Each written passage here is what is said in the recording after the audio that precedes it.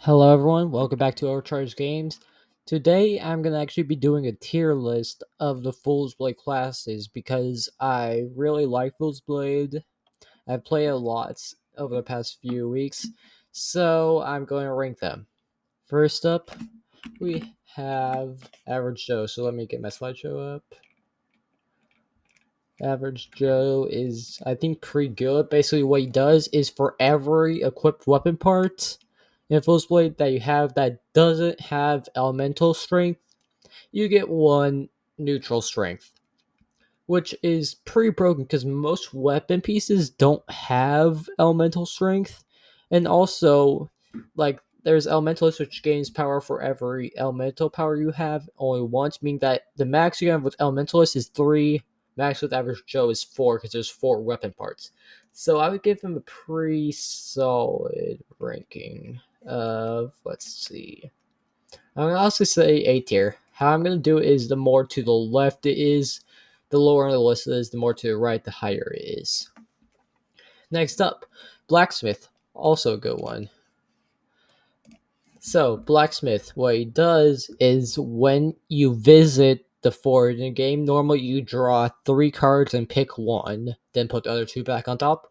With Blacksmith, you draw 5, which is pretty good early game. Because what it does is it allows you to get past the first 3 cards, which are normally soft locked because they're like only handles, which nobody needs. So it's pretty good because you can look past those and like maybe see a sword or something that other people can't get. So I put it pretty good, but it's only early game because late game you obviously don't need. You have like loot cards and stuff that give you more overpowered weapons than just normal weapons. But it's really good early game. I'm gonna give it like middle ground to low B tier. Next one, so blissfully unaware, also a pretty good one. We're starting off with a lot of good ones.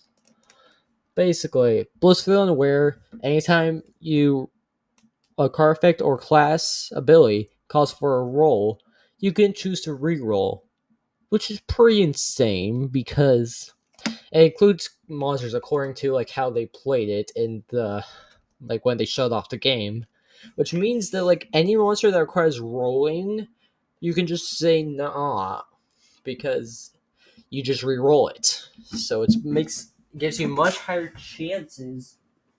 Gives you much higher chances of being a monster. So I would say it's pretty good. Also, like again with cards, the like sharpening, you can make them re-roll that. Like gear, like the power glass that makes you roll a 1d4 and gain them a power every combat. You can re-roll that. There are just so many possibilities. Also, it makes the entire gambling man set only worthwhile to him because he can just re-roll it. I'm gonna put him. Let's see, above or below average Joe. I would still say it's not on average Joe level. I'd say it's low A tier. Coward, not that good. Let me see. Let me find Coward. There's Coward. Okay. So, anytime during combat with the monster, you can discard 2 cards to retreat and place it at the bottom of the deck. And after that, you can visit the fort to go questing. So, basically you can just say nope out of a combat. It's good if the combat is really bad, as in it has a really bad lose effect, but you have to discard cards to do it, which is not good. But still, you can get out of any combat. It's not too hard because it doesn't require tavern cards, which some class abilities do. So I would give it.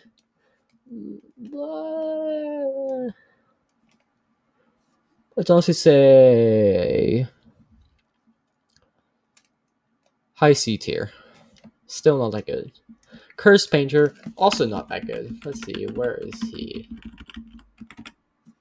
So there he is. So, anytime during combat with the monster, you may discard 2 tavern cards to change your strength type to one of your choice. And it does not work on neutral monsters. Which sucks because first of all, you have to discard 2 tavern cards, which are a limited resource because you only draw 1 per turn, unless if you have cards you draw more. So changing it to an elemental type of your choice, first of all, has to revolve around you gain elemental cards, which again there are not a lot, like I mentioned with the average Joe. And discarding 2 tavern cards is usually not worth it. I think it would have been more balanced if they allowed it to work on neutral monsters, but for that I'm gonna put in low C tier. Dumpster Diver. This is one I haven't messed around with a lot. I'd say, yeah, it's pretty good. What it does is you can discard 2 tavern cards, so the top 3 cards like Quest or Anvil trash piles, and place 1 in your hand. You have to discard tavern cards to do it, so it's not the best, but it's like it's good to get gear cards, or if you like have a set bonus that someone discarded just because they don't want you to get, well, you look through the deck and get it. And if they don't, well, then they have just a card that they have to hold on to for the rest of the game. So it's pretty good. It does require tavern cards, which makes it not as good. I'd say it's better than a coward. Definitely not as good as a blacksmith. Let's say low B tier. Elementalist. So this guy is like average Joe, but worse. Basically, for every mental type of power you have, you gain +1 of that strength type. But so that's not that good because, like I mentioned, that's only 3 max, so the average Joe is 4 max. Not a lot of cards have mental power, and for this to be utilized perfectly, you have to have 3 different types of elemental powers, which is the only card I think that has that is the runic sword, which so if you can get that, it's pretty good, but that's pretty rare. And getting multiple different types of weapons with different elemental powers means you can't get set bonus, so it's hard to utilize a strategy around different elemental types, so it doesn't really affect you at all. The time I played this, it didn't do anything. So, yeah, no. It's not that good. I'm gonna still put. It's still not bad. It does something, and it doesn't require any input to have it happen. I'm gonna put it in. You know what? Honestly, yeah, middle B tier. Definitely not A tier. Fisherman. Not sure about this guy, but I don't think he's that good. Basically, you can discard 3 tavern cards to draw 1 loot card, which sounds really good because the loot cards in this game are victory points, which obviously allow you to obtain victory. The person with the most loot at the end of the game wins. So getting loot cards would be pretty good if it didn't require 3 tavern cards. But I don't see really much other way to balance it because the concept is just really hard to balance because getting loot cards for not loot cards is not good to be balanced. So it's unbalanced in favor of everyone else, making this card bad because you need 3 tavern cards, which is 3 turns, which is a while in this game. It would be better if you use them to obtain loot cards other ways. So I'm gonna put in low B tier. Guy with the gun, also not that good. So what he does 6 times during the game, once per combat, you can add 2 strength to yourself. That sucks. It would have been better if you could use it multiple times during combat, but once per combat isn't that much. It's like, okay, well, uh, It's a renewable resource of damage, which doesn't really help too much. Except for early game against like the really easy monsters. 2 strength can go a long way. Like the highest strength monster in the easy one is either 1d20 or just 7. So that's pretty good in early stage, but then you get to late game, it's not that good. And so you have to utilize it perfectly during the early game because it doesn't do anything during the late game, which makes it bad. Let's put it highest C tier. Not the worst, but still not that good. Monster in Disguise. This one's pretty good. Okay, when another player is in combat with a monster, you may discard 1 card to increase strength of the monster by 2. How Circle Tunes did in his playthrough is you can use this ability multiple times, which means it is insanely powerful. Because you could just say against anybody, like, I don't care this card, so you lose. Which is pretty insane. Still, it only targets other players. And yeah, it's good. But it's not the best. Okay, we're back. I forgot to actually put in one of the classes, I realized. So, here we go. Let's keep going. I was on Monster in Disguise, talking about what it does.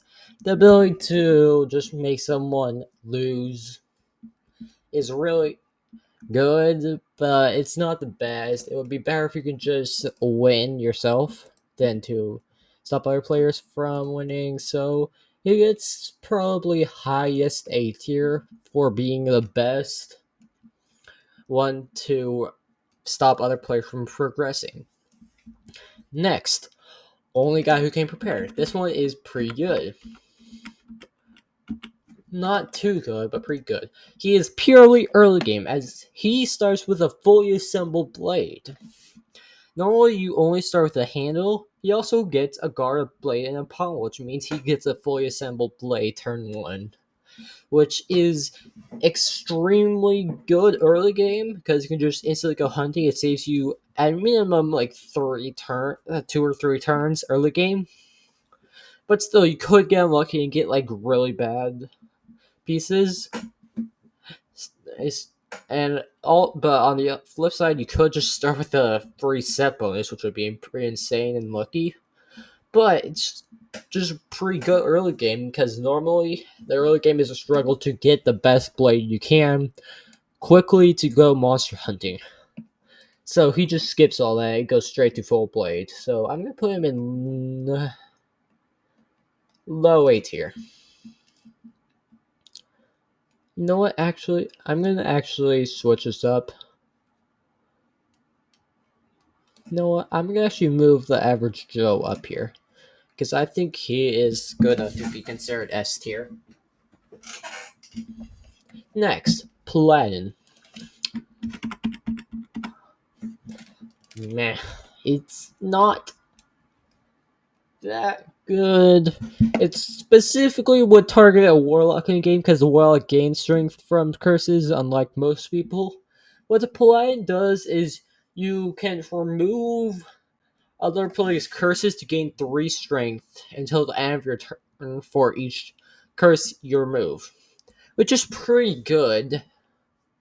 Well, actually, it's okay.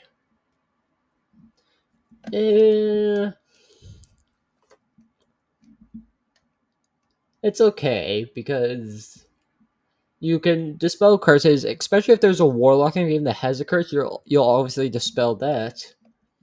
And even if there isn't, there are some curses that just don't do anything. It'll be better to dispel them than not. But still, it's not that good. Let's say really low B tier. Pickpocket. Okay. So once per turn, you can, while at tavern, you can discard 2 tavern cards to steal 1 random card from an opponent's hand. I don't think I've actually used this class, because I don't think it's that good.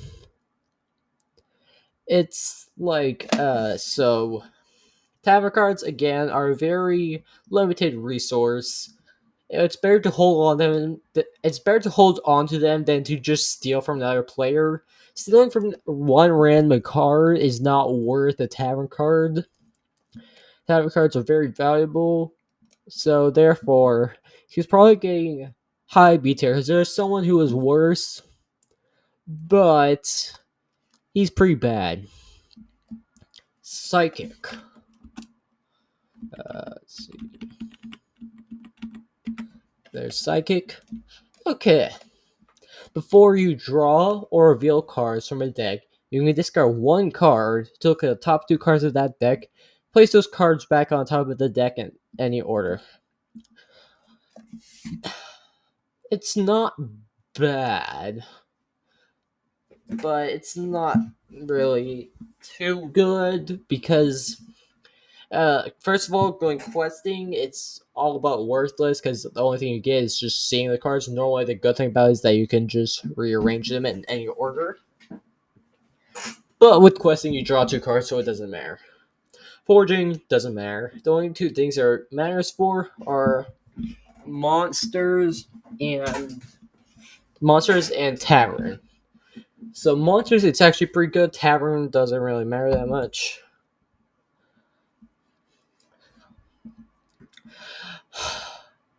So monsters, you can look at top two cards and choose which one you fight. But you have to discard two cards to do that. Not really that good. Let's rearrange this. Blacksmith goes to low A tier, and Psychic goes to, let's say, middle ground B tier. Rude Dude. Probably worth getting the game. The ability to just break someone else's equipment. There we go. So the ability to break someone else's equipment for 3 tavern cards is not that good. If they could break a weapon part, then sure. But most gear isn't worth discarding 3 turns of work to break. Normally, it's like Power Gloves plus 1d4 in combat. I don't know, like Tree Sap that you can get 1 leaf power for. It's minor stuff and I would rather use my tavern cards to the best of their ability instead of just throwing them away. That being said, there are some tavern cards that you don't really need at all. So it's still pretty bad. But honestly, now I'm thinking about it, I think it's better than Pickpocket because the Pickpocket just isn't that good. Because are still some gear cards that are really good, like the Juggling Palms, the Juggling Palms is you can equip an infinite number of pommels, which is broken. Sketchy Salesman. Not that good. Well, you're basically trading victory points for a card in Gear Set, which, like I said, with the Rude Dude, Gear Set cards aren't that good. It's not worth giving even like 1 victory point for, unless if there are some loot cards that are like there are some weapons from the loot deck that aren't that good, especially if another player is the blissfully unaware. So yes, there are some cards that would be good for, like you want those juggling palms, like that would be a really good trade. Like 1 loot for juggling palms is an awesome trade. It would also remove their juggling palms, so they just lose all the rest of their pommels. But normally want to keep victory points instead of just giving them away. So it's not the best, but there are some situations where it would be good. Uh, let's say pretty low B tier. Warlock.